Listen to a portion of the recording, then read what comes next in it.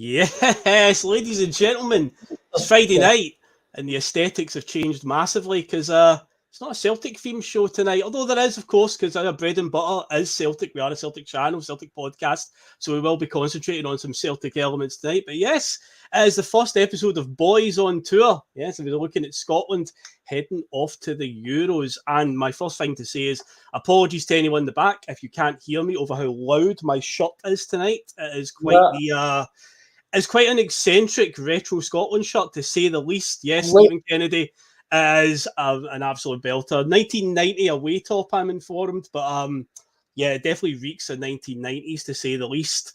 But yes, as you can see, usually on a Friday night, when I do Friday feeling, nostalgia, whatever, usually it'll be Liam or Michael who's on, but no, it is Reegan Stevenson. So it's safe to say, out of the whole Boise Bus team, you and I probably the ones that care the most about the national team. So we will kick off the national team content. Reegan, how are you doing tonight, sir? I'm doing well. It's good to be on the Friday. And it's good to be talking Scotland, Phil, because obviously there's a lot of things going on with Celtic about who could possibly be joining Brendan Rodgers' squad next season. But it's great to be talking about Scotland going to Germany, because don't forget, Phil, at this time next Friday will be the first game against Germany, so it's a perfect time to start talking all about Scotland. Indeed. So I'm just happy to just talk any sort of football, really. So it's quite refreshing to talk about something different, albeit you could argue it's a bit depressing following Scotland at times. But we don't qualify for many tournaments, so this is a rarity. Because the last time, obviously, we were there at Euro 2021, and the last one before that was World Cup 1998. So these are very well spaced out. So we may as well try and enjoy it as best we can. But yeah, before we get into all that, folks, of course, you can do all that good stuff. You can help. I usually say help algorithm CSC at this point, but as we're Scotland themed tonight, but is it algorithm SSC tonight? Scotland Supporters Club? I guess so. You could do that. You can obviously hit the subscribe button if you haven't done so already. Of course, you can get involved in the comment section tonight. You can slag off. Well, we usually say, Russell says like, share, slag the hair. Like, share, slag my top tonight, my Scotland shirt. As I say, it's a bit eccentric, it's a bit out there. I actually said on a show recently, we'll talk about away kits, and actually says, I always like a really out there away kit. So yes, this is definitely out there by all stretches. And what else can you do? You can head over to piesports.com and use that code BUS1888, and you can get 12.5% off of your order, and get your teeth pastry treats in before the Euros start. So yes, let's get into it then, Reegan. So let's talk about it, because Scotland are obviously playing in about 45 minutes. They kick off the final warm-up game, the final preparation game against Finland at Hampden, the big send-off before they fly out to Germany. The squad is still not being officially cut, but obviously sources are saying that Craig Gordon and John Souttar are going to get cut from the squad. It had to be one of the goalkeepers anyway, because you're looking at, you're not going to take 4 goalkeepers to a tournament. So I expected it was going to be one of them. It was either Liam Kelly or Craig Gordon. So it's going to be Gordon. And it looks like it's going to be John Souttar, because the defender column that Stevie Clark picked was quite meaty, to say the least. So it's John Souttar. Looks like he's missing out. But overall, I've got the expected Scotland squad that is going to travel to Germany. So it looks like it's going to be Angus Gunn, Xander Clark, Liam Kelly are going to be the goalkeepers. Defenders-wise, Tony Ralston, Andy Robertson, Grant Hanley, Kieran Tierney, Jack Henry, Ryan Porteous, Liam Cooper, Greg Taylor, say his name quietly on a Friday night on here, as we know, Ross McCrory and Scott McKenna. Midfielders will be John McGinn, Scott McTominay, Callum McGregor, Ryan Christie, Stuart Armstrong, Billy Gilmore, Kenny McLean and Ryan Jack. And the forwards/wingers will be Che Adams, Lawrence Shankland, James Forrest, Tommy Conway. Could he be the X Factor? And Lewis Morgan was a late call-up as well. He's been doing, I guess, okay out in the USA. But yeah, he's been brought into the squad in the last few days. Because obviously one of the first things, Reegan, is Lyndon Dykes dropped out. I thought the signs were bad for Lyndon when he rocked up at the training camp and he didn't have the usual skinhead hairdo. I was like, something's not right about Lyndon Dykes with the flowing locks. I was like, he's cussed from day one here. And yeah, he ended up getting injured in training. But when it comes to Lyndon Dykes, right, as much as he's not a prominent goal scorer, and to be fair, most of Scotland's forwards aren't very prominent goal scorers, I see what he brings to the national team. I get the vision when it comes to him. He's very good with his hold-up play. So I can understand why he's a valuable player for Stevie Clark. But do you think he will be a big miss for us going into this tournament? I think he will be. You only need to look at the impact he had in the Spain match at home, and also the Norway game away, which virtually qualified us for the tournament in Germany, Phil, because he knocked across the ball. John McGinn squared it to McLean, and then McLean scores that goal in Norway to make sure Scotland were going to be in Germany. So I think it's going to be a big miss. I think especially in the very first match against Germany, because I think we're probably not going to have that much of the ball, Phil. You know, as much as I would love Scotland to have about 65% possession against Germany, it's just not going to happen. So I think in those type of matches, Phil, I think it'll be somebody that's trying to hold the ball up and try and bring people into play. Look at Scotland over the past couple of years, Phil. You've got Che Adams or you've got Dykes who's bringing Scott McTominay or John McGinn into play. And then that means that Scott McTominay is then benefiting. Because don't forget, Phil, I don't know how much you concentrate on the stats, but Scott McTominay was the top scorer in the qualifying matches for any European nation. So it shows you what a threat he can be. Scott McTominay was a completely different animal compared to the one you see playing for Man United. For Scotland, he's unbelievable. Like that campaign last year, the qualifying campaign, he was fantastic. And I never had him down as a guy that would score many goals. I always thought he was quite a good industrious midfielder. But yeah, the number of goals he was popping up with, and I don't know what the secret was that Steve Clarke was doing, how he was getting them to do it. But yeah, he was unbelievable in that. There was only a point where he scored like in the first 4 or 5 games in a row in the qualifying campaign. So he is a huge weapon for us. And yeah, what Lyndon Dykes does, that hold-up play, allows midfield runners to get up and support, because as Pat O pointed out in the comments earlier on, Scotland 14-1 not to score a goal in this tournament should be odds on, because yeah, we don't score many goals. We are quite we kind of struggle, a bit goal shy at times, but yeah, we need to rely on the midfield runners, because one of the strongest areas for Scotland, I think, when you look at the squad, is the midfield. You know, you look at John McGinn, Callum McGregor, and I say Scott McTominay, and Billy Gilmore's obviously put in some good performances for Scotland. This is our strongest area, but yeah, the forward line does leave a lot to be desired. But of course, with Lyndon Dykes being out and he not being that target man, we saw the game against Gibraltar last week, if you watched it, Reegan, and it was pretty just a training exercise. I mean, there's been a lot of hyperbole and a lot of discourse, obviously. What was the point in this game? You know, why did we arrange it against a team like that? And it's like, but did you not see that, like, Spain played Andorra this week in a friendly, and France played Luxembourg, and there was another one of the big nations played San Marino? I guess the whole idea that these friendlies at this point is just one, to get minutes in the legs for some players, and just to essentially treat it like a training exercise. That's what Scotland did playing Gibraltar. We did dominate the game, but we were really goal shy in front of goal. But Lawrence Shankland got the nod in that game, and pretty much the striker options right now, Reegan, are Shankland, the Scottish Player of the Year and top goal scorer, Che Adams, or the unknown to many, Tommy Conway. Who do you think? I know we're still a week out from the Germany game, and obviously tonight I've seen the lineup for tonight's game against Finland. Shankland does start, so I don't know if that's a clue that he's looking for that for next week. But do you think it will be Shankland that will get the nod up front against Germany next week? And can he hold the ball up like Lyndon Dykes can? I didn't think it would be Shankland to be playing Phil, just because I was thinking of the hold up of the ball.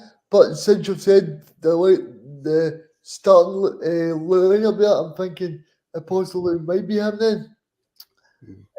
But yeah, I personally wouldn't play him, Phil, because I don't know if you watched the game on Monday there. I didn't think he was involved too much. I know he passed the ball to James Forrest, who then made sure it got through to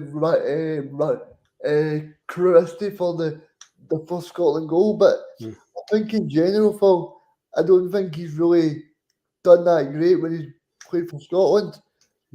He's got a goal in Georgia. I think he got that, an equaliser in the campaign against Georgia. But yeah, last week against Gibraltar, he was he was really. I know a lot of fans. I say a lot of fans. It was mostly Hearts fans were arguing on Twitter that he didn't get the supply, but see, plenty of chances fell Scotland's way. But yeah, I see it's a real tough one for Scotland with the forward line. Our options are not exactly great. I mean, what happened to remember Kevin Nisbet? What happened to him? Remember, he was going to be the next big thing, and he just I know he went to Millwall, but it seems like, is he injured? Is his form just been that bad? He got a discipline issue with the manager. So I don't know what's happened there, but yeah, I don't know if so I think sometimes when players get a big move, they sometimes it can go one of two ways. And I think sadly for him, it's went a different way. I think in terms of Scotland next week, I think we need to be realistic and say that if we can put in a good showing against Germany, because it's like I was saying to somebody else a few days ago, Phil, it's like, I think the fact that I think it's 6 or 7 third place teams go through.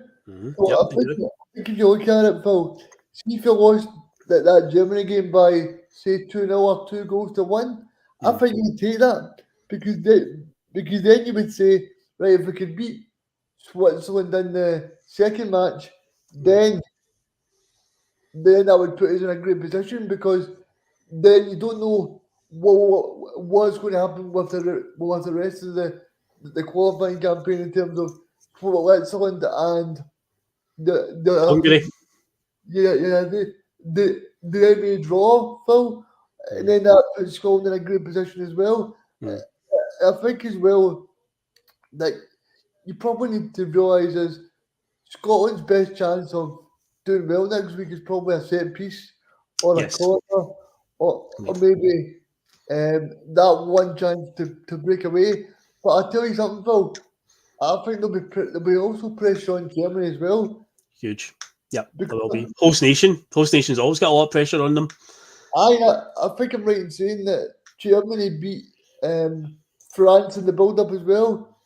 Well, I've actually got a list here. Germany's record in recent times does not make for good reading.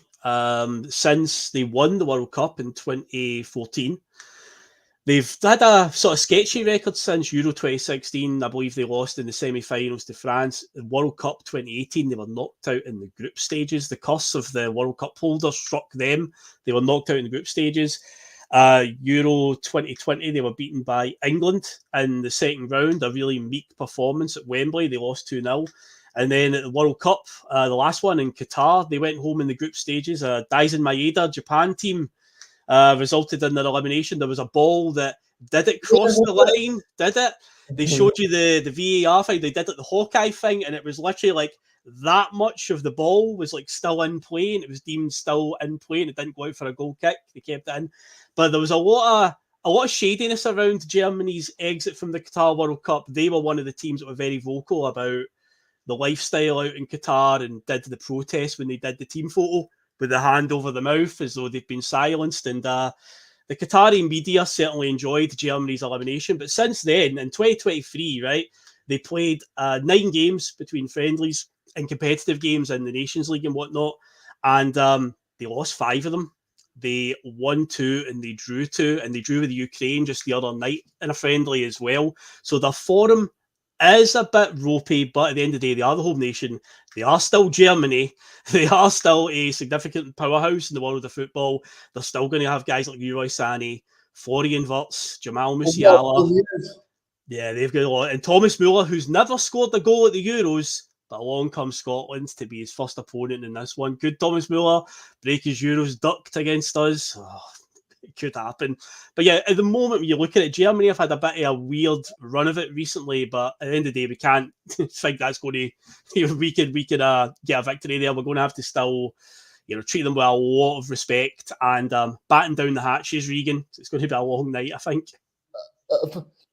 I think it will do as well, because like you said, somebody like Fabian Wirtz, that's a guy that's broke into the Bayer Leverkusen team under Xabi Alonso. He's won the Player of the Year. He's been a very influential player for Leverkusen. By a Leverkusen to win the title. Mm. You know, I think it's their first title in the history. So I think when you look at that as well, I think he'll be going in there with high. People like Musiala is always a danger man, and I think as well that Germany's just got that kind of no matter if Germany are in bad form or good form, Germany are always going to be a team where you go to a major finals, Germany's going to be one of the favourites to do it. Without a doubt. They're notorious for being slow starters in tournaments. So maybe, just maybe, Reegan, we're getting them at the right time. But again, you've got to remember the host nation stuff as well. There's that whole thing about the Homer referee. Is he going to give them all the favours? Are UEFA going to make sure that the host nation get off to a good start? There's all that. I mean, you saw in the qualifying campaign there, obviously Scotland ruffled quite a few feathers. We had Spain crying after we beat them. Was it Rodri? He wasn't too happy. When we beat Norway, one of their players was Odegaard, was really angry about how we played and whatnot and how we sucker punched them. But then, of course, we go to play Spain in the second leg, and then there was that whole something we're sick of talking about on the Boise bus on when it comes to domestic stuff. But VAR struck again for all the bad decisions we've seen go against Celtic in the last 18 months of VAR. Jesus, Reegan, see that one in Spain, the Scott McTominay free kick. Wow, that's up there as one of the worst, without a doubt. And that's the type of things we're going to have to contend with as well, I think. I think especially because Gio Simon, the goalkeeper, he actually knows the ball's going by him and he's resigned to the goal going in. I think that's more the thing. No, I'm not going in the referee interprets whatever, but see if you look at Joe Hart's reaction compared to the actual Spain number one goalkeeper, he's actually insinuating that he believes that goal was a proper goal. Yeah. Whereas you look at Joe Hart was screaming right over to the referee and said, "This should not be a goal." Whereas Simon, like, he's kind of looking at his defenders, he's kind of moaning at them rather than putting the blame to someone else. Yeah, you can always tell a lot by a player's reaction in these types of things. And I said that at the time when that goal got chopped off. I'm like, the keeper, none of the defenders, not any of the Spanish players have basically said this is a foul. They're just going back to the centre circle. They're ready to kick off again. So they have absolutely won a watch with that one when the referee, the VAR official, whatever, have decided it was a foul. Because if I remember right, it was one of those ones where they came up with the decision saying it was offside and it was a foul. And then 20 minutes later in play, they then said, oh, actually, we've changed it. This is the reason we disallowed it. But yeah, it's like they types of things when you see it, and it's like, you know, are we going to be allowed to get a result next week, even if we play out of our skin? Are we going to get done by some absolutely ludicrous decision like that? Because yeah, that is up there as one of the worst VAR decisions I've seen over the course of the last 18 months. But hopefully that's not the case. But we'll talk more about the Germany games as we get closer, because I say I'm planning on a wee series throughout the Euros. We're going to do some PMPs, obviously, for the Scotland games. We'll try and do some preview shows as well. But we'll do that next week once we get a bit closer to it. But let's look at a few more sort of stories from the Scotland squad and who got picked and who didn't get picked. And what do you make of the whole Ryan Gauld stuff, Reegan? Because I can understand why he never got picked, because he's a midfielder. A lot of people are freaking out that Lewis Morgan got capped and are saying, got picked. And why not Ryan Gauld? Ryan Gould's doing this. Ryan Gould's a midfielder. And the one area in the Scotland team that's actually quite strong is obviously middle of the park. Where I say McGinn, McTominay, McGregor, Billy Gilmore. That's why Gauld never got picked. Now, obviously, Morgan, he seems to be a guy who can play out wide and play through the middle. They say we're struggling for goals up front. But Steve Clarke did say at his press conference when he was asked about it this week, about the Ryan Gauld thing, he just said that, you know, he is definitely on his radar and he is keeping tabs on him. But I can understand why he's not made the cut there. I think as well, Phil, like you said there, it's because the midfield area is probably Scotland's strongest point. Mm-hmm. You know, in terms of strikers, since Dykes is not being there, we're kind of scrapping around looking for people to put in.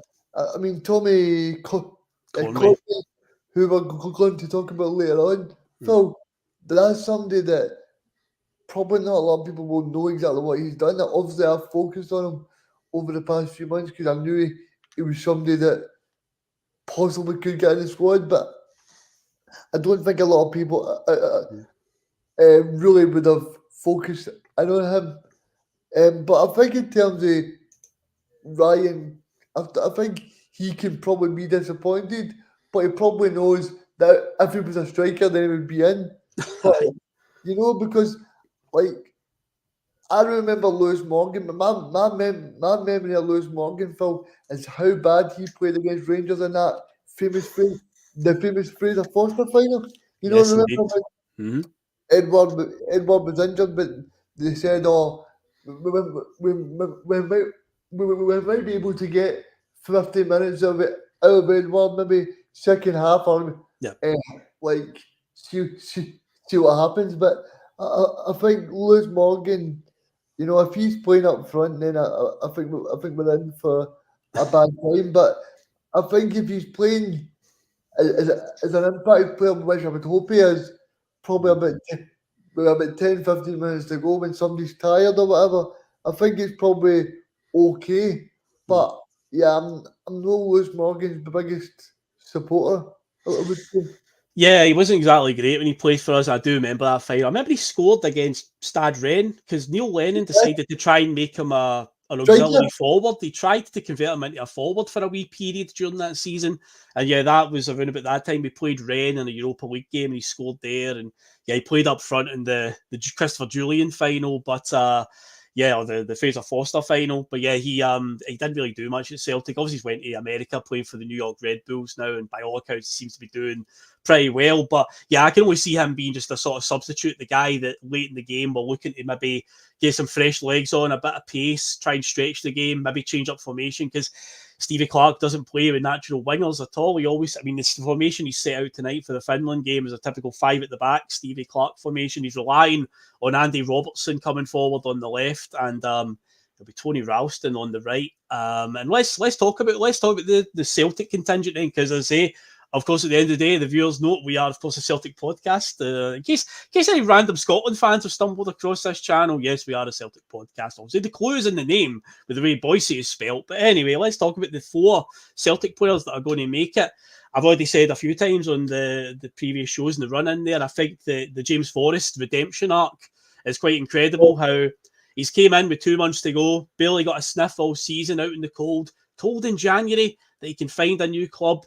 But the professionalism shown through, obviously the motivation was there that if he comes in and does his job, Celtic can win the double, which we obviously did. But I did feel that at his age, in Scotland, not qualifying for many tournaments, Reegan, that this might be in the back of his mind as a wee sort of motivation that if I come in and I smash it here, I can make that Scotland squad. I can get on the plane to Germany.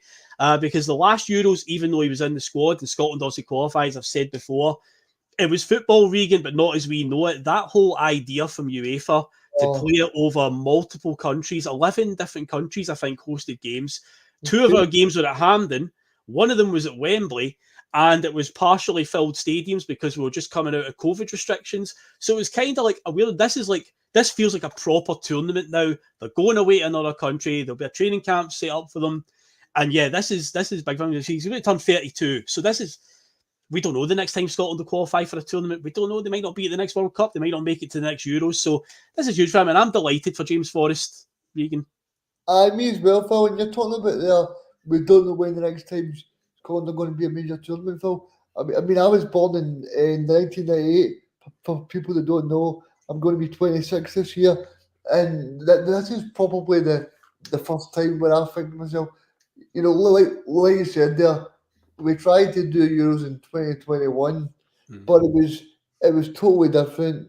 There was only 10,000 fans inside the National Stadium then, so it was totally different. And then you think about it as well, like I think a lot of the time it was a kind of sanitized version. It wasn't like the full proper experience. So I think this time you can kind of buy into it, and I'm just looking forward to being around it at Scotland as well, to see all the pubs, all the clubs, all the restaurants, everybody all happy and seeing the Scotland flags everywhere.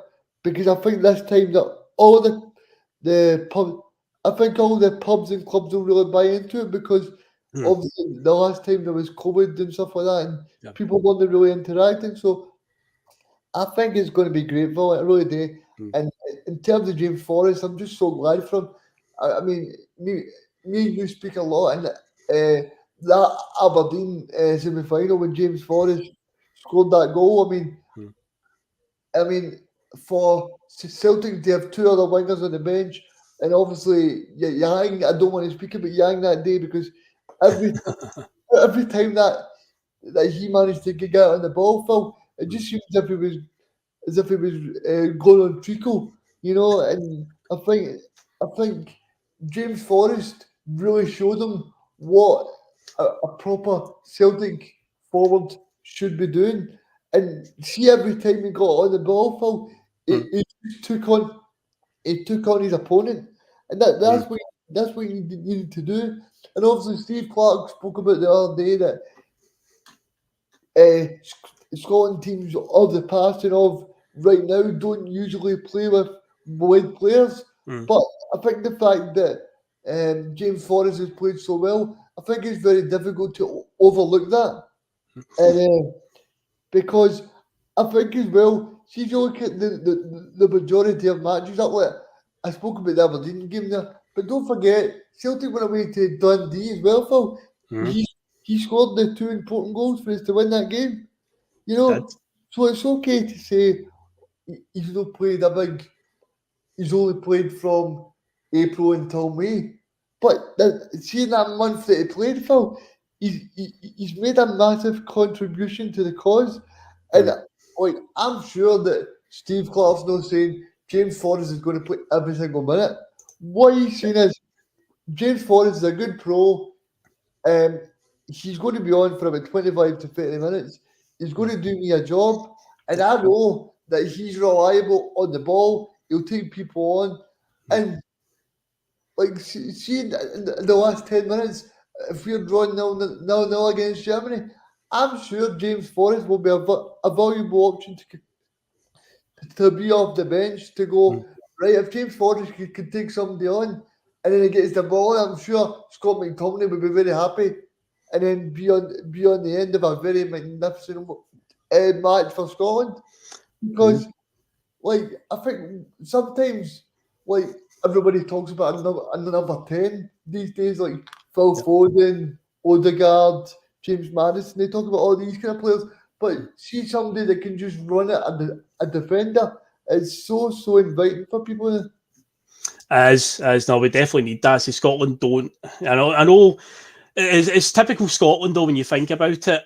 Our two best players, our two ones that you could deem could be world class talents, if you want to call them that, both play the same position, Reegan. They're both left backs. What a niche position to be playing. Kieran Tierney and Andy Robertson coming through about the same time, and they both play the same position. So obviously trying to accommodate them has been quite hard for Stevie Clark. But I think in that last campaign there, the qualifying, I think he showed how he gets it to work. Kieran Tierney slots in as a centre-back, which he's shown he can play there when he did it at Celtic, and he's done it for the national team. But I like the dynamic with them, and I think it was seen in the Spain game when they beat Spain at Hampden, where the two of them would alternate, where Robertson would stay behind because Tierney is the key of McTominay's second goal that night, with the long busting run forward, and he gets in there and gets that cross in, McTominay scores. So that's getting them in. That's the width that we've got in the team. But late in the game, if he needs to shake it up a wee bit, and I noticed last week against Gibraltar, he did try a formation with wide players starting. He had Ryan Christie on one side and Forrest on the other.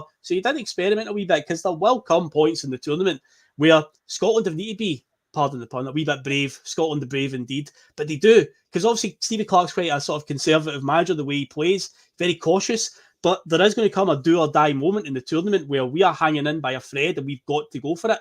And we can't just sit there and go, we'll just play for a 0-0. It's like, I know with the way the dynamic of this tournament works, you could get 3 points and maybe qualify.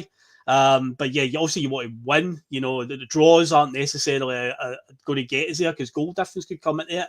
So yeah, there's going to come points where he's going to have to throw a bit of caution to the wind. And a guy like James Forrest could be that guy. And also, I would just like to thank Chris M, who's came in and pointed out that this top, apparently it was known as the Flump Marshmallow Top. I recently learned a Celtic retro shirt I've got, the white, yellow, and green one from the mid-90s, called the Cheese and Onion Top. It was Michael. Michael called it that. Michael said that. I met him at Celtic Park at the Rangers game recently, and I had the one for the mid-90s with the white, green, and yellow one with the spikes going over the place, C.R. Smith. And he says, oh, the Cheese and Onion Top. So this one apparently is called the Flump Marshmallow Top. So thanks for that, Chris M. Thank you very much. I didn't know that one, but yes, it's quite it's quite loud to say the least. But yeah, anyway, what else can we talk about in terms of the Celtic players that are going to contribute?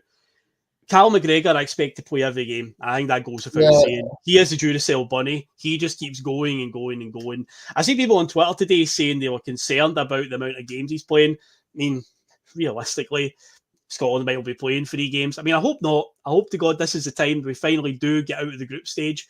But, you know, you're looking at a minimum of 3 games. I don't think it's going to kill Cal McGregor to do that. But here's a guy that I think will feature in all 3 games, and what an opportunity this is for him. Anthony Ralston has landed right on his feet with this one, because Hickey get injured, Nathan Patterson get injured, and apparently the only alternative that Stevie Clarke might have for a right back is Ross McCrory, who's a centre back by trade. So I think it's nailed on that Anthony Ralston definitely starts against Germany. He's starting tonight against Finland in the friendly. But we've seen the delivery that Ralston can put into the box. You know, when he gets forward, he has got that. And I was just talking a minute ago, Reegan, about the left-hand side with Robertson and Tierney, what they can bring. But this is a great opportunity for Tony Ralston. And keep in mind, he did score on his Scotland debut. Remember that? He did score on his Scotland debut. I remember that very well, actually. I think you made a good point there, Phil, in terms of Ross McCrory. Obviously, he did really well this season, didn't it? Bristol as well as Tommy Conway as well. But like, I think it's nailed on that he starts, because I think Tony Ralston's got a very good dead ball delivery as well for Jay Adams to get onto. And I think, as well as that, I think Tony Ralston's a very good defender as well. He's very reliable as well. I mean, of course, don't forget when, after John Lundstrom did that naughty tackle that Kerry Miller somehow thought with a yellow card, everybody in planet Earth thought it was a red card, but he somehow thought it was a red foul. But anyway, so Tony Ralston could come in a big pressure game like that, and he did very well. And I know people don't want to speak about the Ange Postecoglou era, but I mean, don't forget, Tony Ralston was somebody that was expected not to be part of Ange Postecoglou and his Celtic project, but I think Tony Ralston was a big part of it, and I think as well that, don't forget that night up at Ross County, and I'm sure if Tony Ralston has a big opportunity next week, then he will take it. But I just think it's great for Tony Ralston as well, the fact that he's turned himself around, Phil, because I used to speak about Tony Ralston like playing for St Johnstone and playing for Dundee United, but it basically shows to me, look, everybody can turn themselves around, you know, because he's probably somebody that didn't expect to be where he is, you know, because sometimes these guys, like, they leave Celtic like a Sheridan. Remember Sheridan? Killian Sheridan. Everybody thought was going to go into big things. The guy, he plays over on Ireland, and then he goes back to Dundee, then St Johnstone. I think he's back at Queen's Park in Dunfermline, I would say. And so he was in the same category as him. He was playing alongside him at St Johnstone. So for me, it's just a great story that Tony Ralston's really done very well. And I think Brendan Rodgers, like, I'm not going to say he thinks he's a great player, but I think he knows that he's a valuable part of the squad, and he knows he can trust him. And it's probably the same thing with Steve Clarke as well, because Steve Clarke could probably speak to Brendan and go, well, like what is Tony Ralston like? And I'm sure Steve Clark's a very a kind of loyal manager, Phil. And I'm sure that if he speaks to anybody and they say that Tony Ralston's totally dependable, that's the kind of player that Steve Clark wants. Well, I think a lot of the memes were that Stephen O'Donnell was going to get the call up because you're talking about Steve Clark loyalty. I think when everyone saw that Hickey and Patterson were injured, it was like, oh, here comes Stephen O'Donnell. He's going to get called up. But no, Tony Ralston said there's not many choices right now for right back. So yeah, he's found himself in a great position, and I think he is a dead cert to start against Germany next Friday night. And he'll only be up against probably Leroy Sané running at him on that side of the park. So I mean, he's got his work cut out for him there, but hopefully all the best to Tony. But I think out of the Celtic contingent that's going, I think Ralston and McGregor's definitely going to play in every game. Ralston, I think, providing that he doesn't have some sort of like, remember that game he played against PSG where Neymar absolutely destroyed him in the first few minutes? If he doesn't have any sort of bad throws, I think he's got to stay as the right back for Scotland's entire duration out there. Because yeah, I wouldn't be that comfortable on McCrory playing as right back because he's a centre back by trade. So you want, if you're going to be relying on your wing backs getting forward, you need them to be a full back or wing back at heart. I think McCrory wouldn't be fast enough to get up that right hand side. So then what happens is you get an overload on the left hand side because all our opponents are going to know, well, Scotland are only going to attack from one side of the park. So just make sure you guard their left hand side. So you want to have an option on both sides. I say we've seen the delivery that Ralston can put in. And in fact, in the last day of the season there against St Mirren, his ball was for Lewis Palmer to score at the back post. So he can put in a great cross. And yeah, hopefully he gets a chance to do that. And yeah, of course, the fourth Celtic player that's going, obviously, with Scotland. And as I said earlier on, say his name quietly on a Friday night or else Liam will appear out of nowhere. I'm sure Liam's listening in spirit right now. But yeah, Greg Taylor, I think bar some sort of crisis, I don't think Greg Taylor gets many minutes. We're talking about Steve Clark and his loyalty. He obviously had him at Calmac. But when you've got Andy Robertson and Kieran Tierney, I don't see Greg Taylor featuring much unless there is some sort of like red card suspensions or injuries. Or maybe late in the game, maybe he will bring on Taylor. If Robertson or Tierney are puffed out, then that's it. But yeah, I don't see Taylor featuring too much, Reegan. Or maybe I'm wrong. Maybe Taylor will. No, I don't think he's tailor-made for this sort of situation. But yeah, I think in terms of Greg Taylor, I think he's probably just like me and you, Phil. He's just happy to be on the plane. Yes. You know, I mean, it's a bit like Morgan we were talking about earlier. I think Morgan knows and Greg Taylor, they probably know, right, well, I'm just going here to enjoy the journey. And obviously, Greg Taylor, like, as much as I know, as much as I agree with everybody on the bus and the take that I don't think Greg Taylor is the be all and end all, but what I do think Greg Taylor offers is he's a great model, a great role model. He's also very, very hard working. Because don't forget, I think Greg Taylor's won something like 9 or 10 trophies at Celtic. Yeah, he has. Yep. And Greg Taylor, it's not as if Greg Taylor's did a Marvin Compere film where Marvin Compere's probably going, I won 4 trophies at Celtic. That 20 minutes against Greenock Morton will never be forgotten. What a man. As I think I mentioned this the other week, that cheer when Marvin Compere went up to get his medal that day was amazing. The last piece I was going to touch on as well, just regarding the Scotland squad, I'm really gutted for Ben Doak. Really gutted. I thought he could have been a sort of X factor for us, you know, the unknown quantity. For he could be a wee secret weapon for us, but no, obviously he's had to bow out with injury. So there will come a day for Ben Doak. I think he's on the right trajectory in his career, so I think it's only a matter of time before he does get that call up. See, you're just talking about Ben Doak there, Phil. Yeah, I do think it's sad for him, but thinking about it as well, do you not think it's a bit of negligence by Celtic? The fact that this guy, right, that this guy was possibly on the plane to Germany, and if he's still at Celtic Academy, he's still at Barrowfield, but in a ball off a side of side of a wall. Do you know what I mean? And Yeah. I think it's pretty sad. I think sometimes that we can overlook and say the club are doing their best. But obviously, no, I'm not being bad, Bill, but see if you were a good player at Celtic and you were sitting on the bench, I would say the exactly same thing to you. Mhm. If Yeah. Celtic are not going to give you the pathway and the opportunity, that's why I get fed up with people talking about that Rocco Vata and Mm. people like that.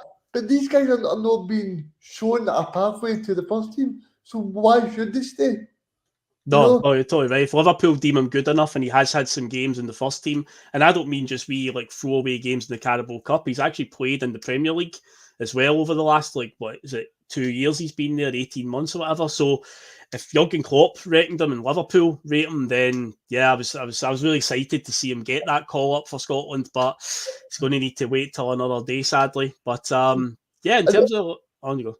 and I'm not being funny, but I'd rather play Ben Doak than play Marco Tilio or pay 2 million for Yang Mm-hmm.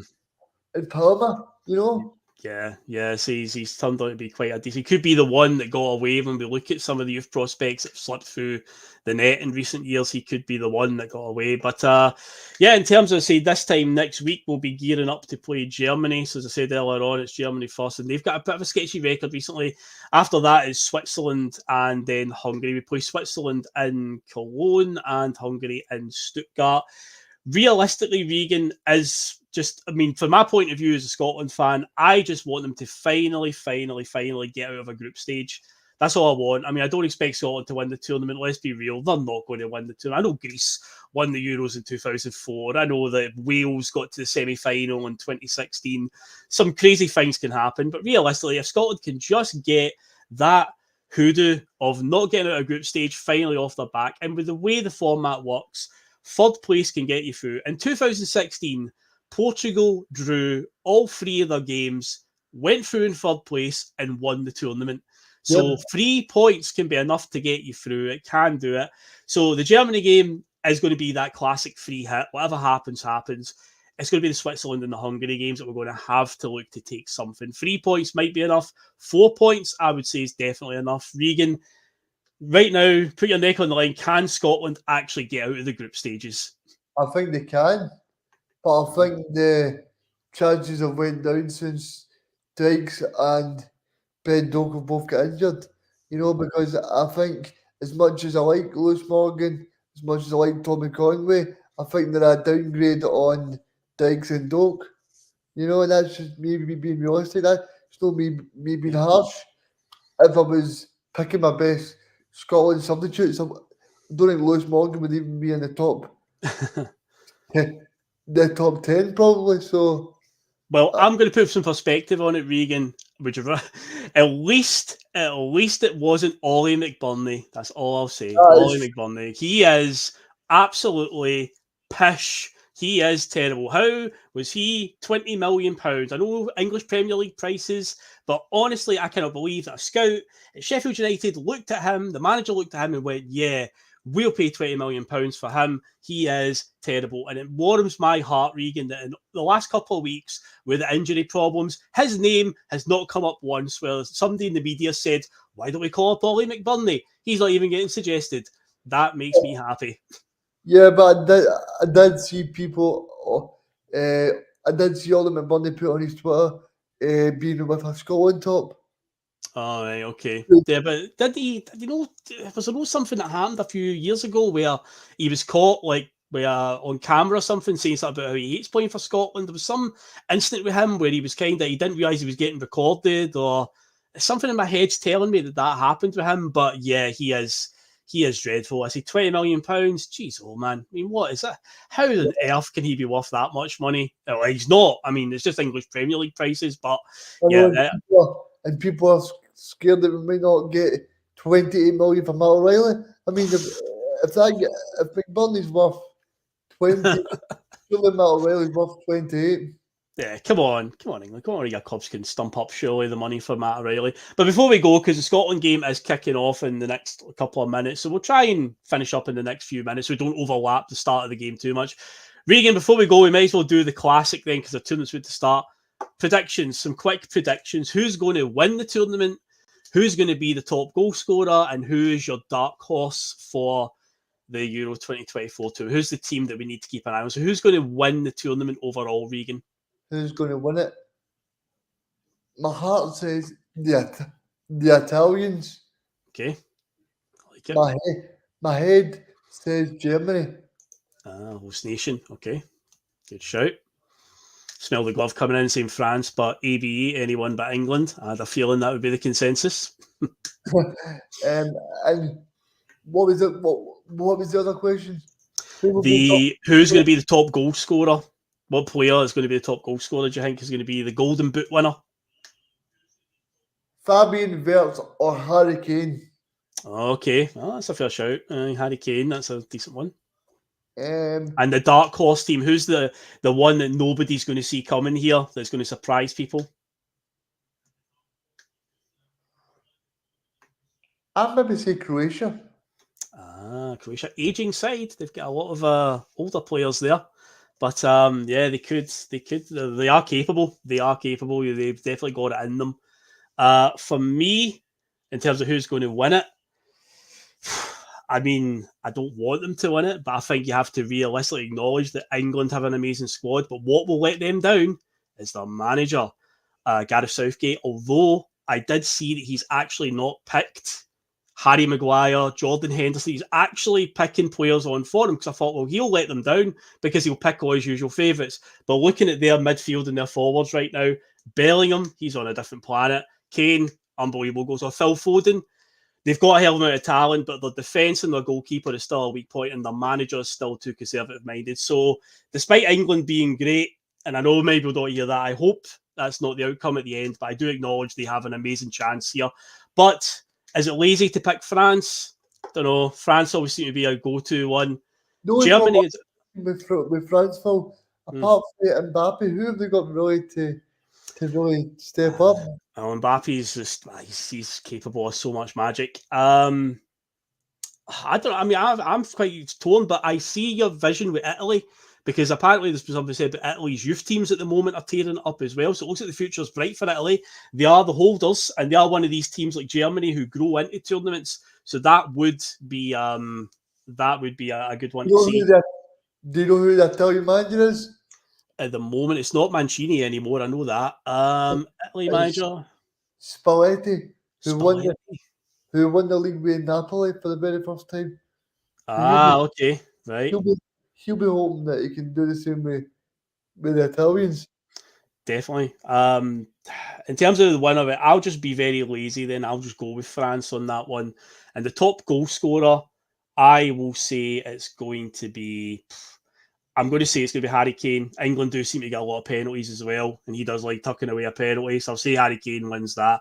And the dark horse team that nobody's tipping, or nobody's really looking at, I feel like a lot of people are overlooking Portugal, and I think Portugal have got an unbelievable team. What might hold them back is the reliance on Cristiano Ronaldo and his own sort of demands to be the main man. But when you actually look at their team outside of Ronaldo, they have got a terrifying team. Portugal are really good. The only thing I would say with Portugal is, and they'll probably get like too many big personalities.